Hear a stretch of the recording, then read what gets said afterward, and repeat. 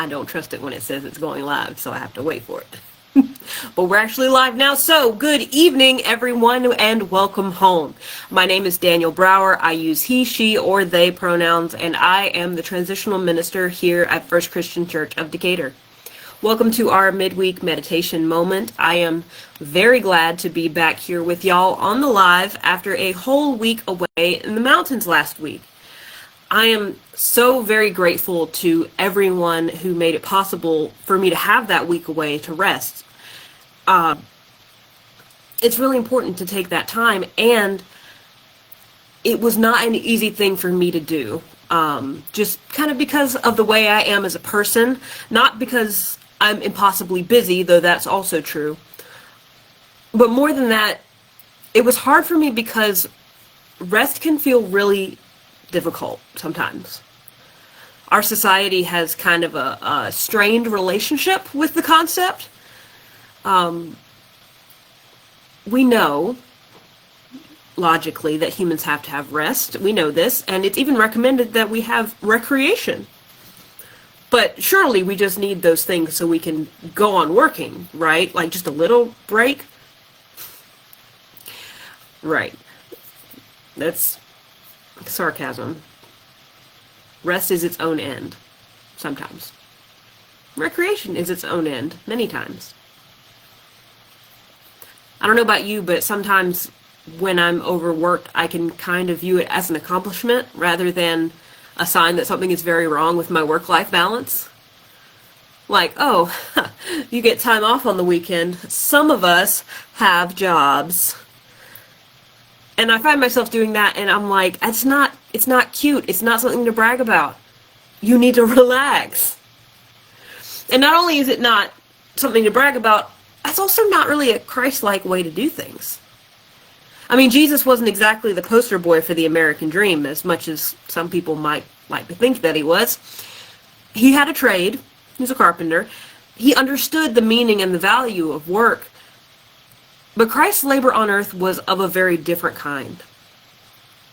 This man was homeless, jobless, and spent his time hanging out with prostitutes and tax collectors and fishermen and preaching and talking about things like kindness and healing and generosity and love. He said things like, "Come to me, all ye who labor and are heavy laden, and I will give you rest." And that's a different message than what we hear a lot of the time. In a world consumed by the need to be busy, to be doing something, Jesus instead offers the chance for us to just be. To rest for its own sake, not as a prerequisite for or recovery from work. It is a powerful and countercultural thing, this call to rest that we hear from Christ. It's definitely needed, and it can also be kind of scary, right? Because it feels virtuous to be busy, like by being active and productive, we prove that our existence is not in vain and that we deserve to be here because we're useful. Useful. There's this phrase that I think about a lot, going to seed. It's basically when something or sometimes someone has fallen into disrepair or been neglected. It's mostly used as a negative turn of phrase, a sign that something has gone terribly wrong. If a thing has gone to seed, then it's not as useful as it used to be, and that's obviously a bad thing, right? But the irony is that going to seed is kind of the most productive thing that a plant does. The seed bit of the plant's life cycle tends to come toward the end, when the plant is preparing to stop being what it is and begin to be something else. It's gone to seed, sure, but that means that it's laying the groundwork for something new. The stillness and the rest are valuable, even if it doesn't look like anything's happening. In the same way, our own rest can be productive even in its seeming unproductiveness. Jesus says that he will give us rest, and that's great. And we still have this fatal American need to be doing something useful, with our time in a way that makes stillness sometimes frightening. Too much rest and we become, wait for it, idle. We fear going to seed in a world that views such things as foolish and wasteful. But stopping is as valuable as starting, though perhaps for different reasons. Periods of stillness and dormancy allow space for change and newness that never would happen otherwise. In the words of writer Mark Sloka, apologies Mark, I probably mispronounced your last name, but Mark writes, "Idle time provides us with the chance to reflect on our values, beliefs, commitments to justice, and strategies for enacting change. The lack of activity gives us the space to think more deeply, address concerns that might otherwise be pushed aside, and to grow our relationships and ourselves in intentional ways. It's different, and it's productive as work in its own way. We would never have new plants if the old did not go to seed.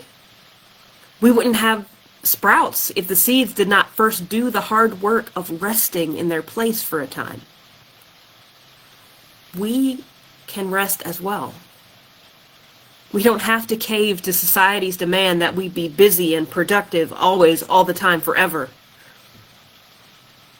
We have the ability and the permission to rest when the time comes to rest. I'm grateful for the time that I have had to rest.